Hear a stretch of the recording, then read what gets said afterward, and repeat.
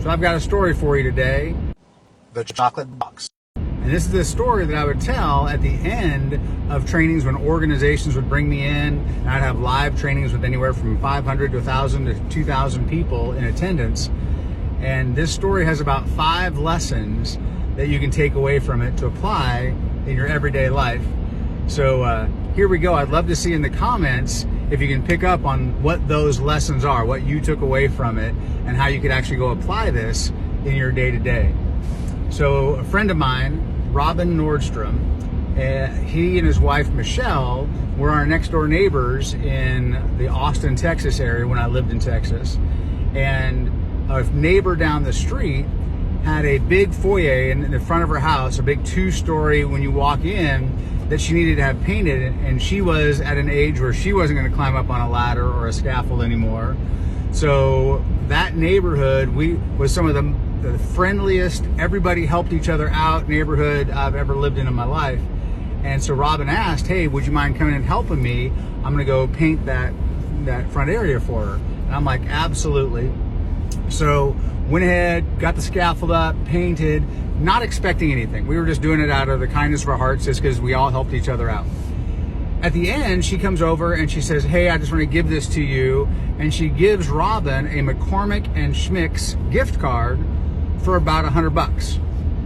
Well, if you know anything about McCormick and Schmick's, $100 will get you your appetizers, basically. But Robin says, hey, no need. She's like, no, I appreciate you guys so much. Anyhow, so he asked me, do you want to take the wives out to dinner? And I'm like, absolutely.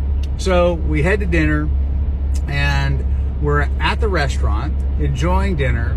Now, Michelle is from upstate New York, Robin's wife, and Michelle is one of the most vivacious, energetic people you have ever met. And she has no problem letting you know how she feels about anything. I love that about her. There's no guessing. You don't have to wonder where you stand with Michelle. Well, we have an amazing dinner. It was awesome. And this is obviously pre the 100 days of McDonald's.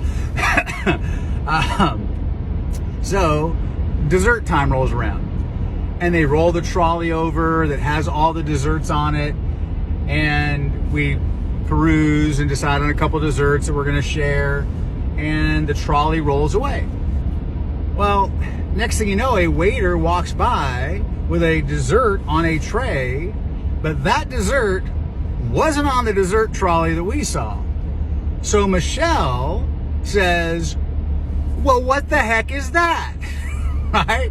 And as the dessert goes over to another table, she starts asking very emphatically, how come they got a dessert that wasn't on the tray? Why didn't we see that? And finally, I say, would you like me to go take a bite and tell you how it is? Jokingly, obviously, just having fun. To which Robin replies, if you go get a bite out of that dessert, this entire dinner is on me. To which my wife, Melody, does this, because she knows what's about to happen. I grab a fork, fold it under my arm so it's kind of hidden against my arm, and I'm off, right? I head on over to that table, and as I walk up, I say, pardon me, guys, do you see that table over there? And I get them to look where I'm pointing, and they see the other table where obviously my wife and Robin and Michelle are. And I tell them the story. I said, we ordered off the tray or the trolley, it rolled away. We saw the waiter coming over with this dessert that wasn't on the trolley, and Michelle wanted to know what that is.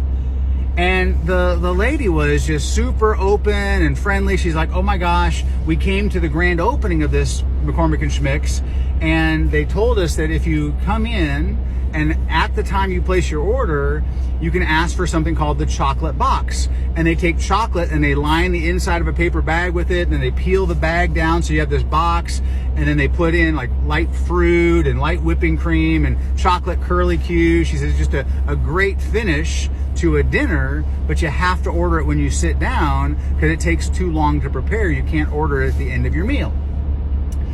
Well, that's all fine and dandy. But what haven't I got at this point? I haven't got a bite of their food. Now, I've been coaching, training, developing people for over 30 years. The last thing I want to do is ask a yes or no question to seal the deal, right? So I'm not going to say, can I have a bite of your food? That's not going to go over well in my mind. I got a 50-50 shot to not get a bite, or worse, right? My odds are not in my favor if I do that. So instead, I learned a long time ago, if you make a statement of fact and then pause, the other person in many cases will jump in and save you at that point. So I look at their dessert and I say, wow, that looks delicious. And I stare at the dessert for a second and she says, would you like a bite?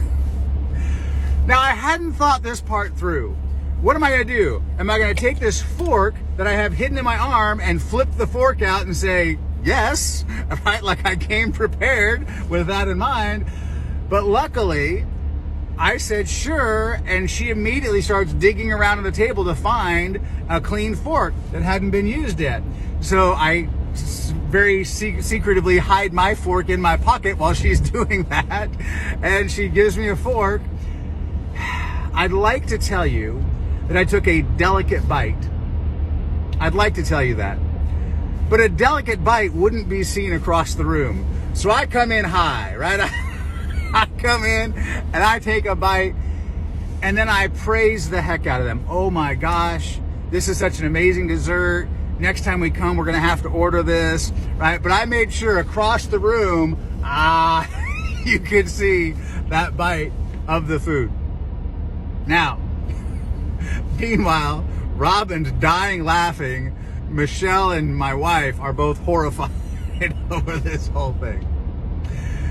After I took the bite and I praised the couple, the husband looks at me and says, you want a taste of my beer too?